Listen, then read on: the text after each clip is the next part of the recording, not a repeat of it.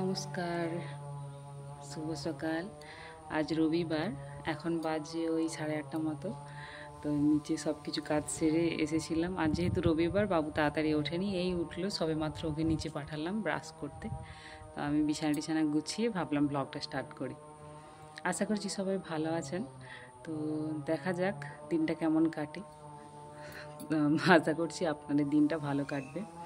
তো পুরো ভিডিওটা দেখতে থাকুন, আশা করি ভালো লাগবে। আর ভালো লাগলে একটা শেয়ার করে দেবেন। ধন্যবাদ। আকাশটা একবার দেখুন, আকাশটা হালকা মেঘ, হালকা রোদ।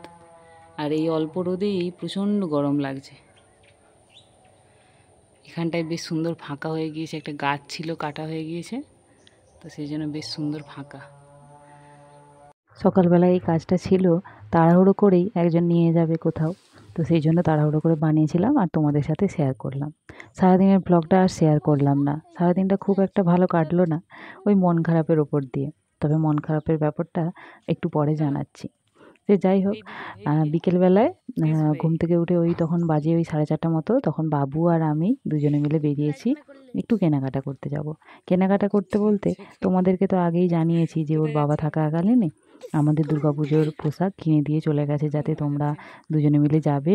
আর আমি যখন আর কিছুদিন পরেই পুজো, আমি এখন আছি যখন, কিনে দিয়ে চলে গেছে। কিন্তু তার যেটাই আমরা কিনতে গিয়েছিলাম তখন একটা জিনিস ছোট হয়ে গিয়েছিল মাপের আর কি। তো সেটা আমি চেঞ্জ করতে দিলাম।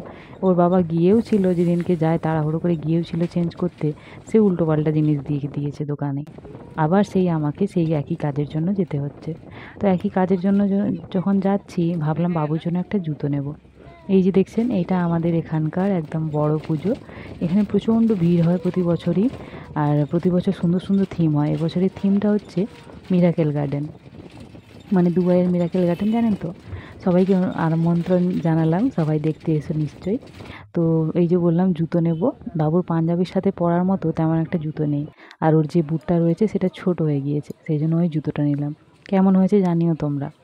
আর ও বায়না করছিল রাস্তাতে যে মা আইসক্রিম খাবো, কিন্তু আইসক্রিম দিলাম না, যেহেতু কুকু করে কাশছে সকালের দিক করে, ঠান্ডা লেগে যাবে, তখন আবার এক মুশকিল কাণ্ড হবে। সেই জন্য দই কিনে দিলাম। দোকানিকে বললাম যে নর্মাল দই হবে তো, ফ্রিজের না হয়ে? তো বললো হ্যাঁ হবে। এইটা হচ্ছে আমাদের এখানকার একটু দূরের বাজার, যেখান থেকে জামাকাপড় নিই আমরা সাধারণত। তো ওখানেই গিয়েছিলাম, আমাদের কাছাকাছি বাজারটা থেকে নিয়ে নিই, সেখান থেকে অনেকটাই দূরে। তো টোটোতে বসেছিলাম, লোকজন হয়নি বলে, তো তারপর টোটো ছাড়লো, চলে যাচ্ছি।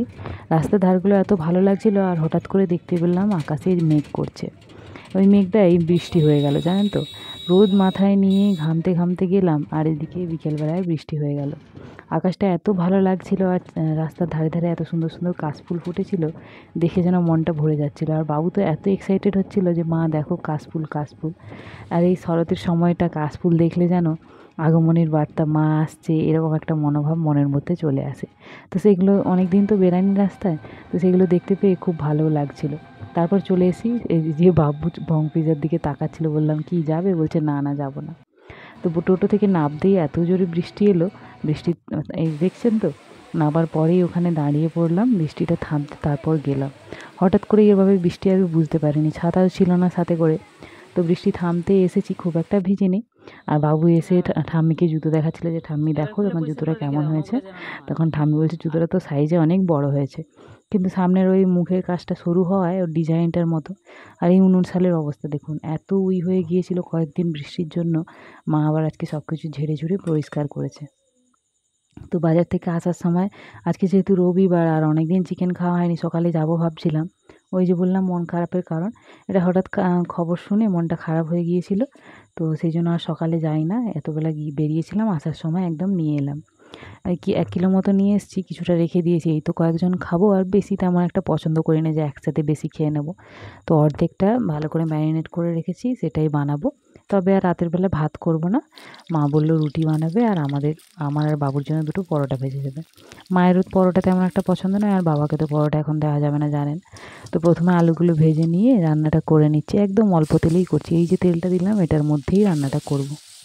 ভিডিওটা এখানেই শেষ করছি, কেমন লাগলো অবশ্যই জানিও, আর ভালো লাগলে একটা শেয়ার করে দিও। অনেক অনেক ধন্যবাদ।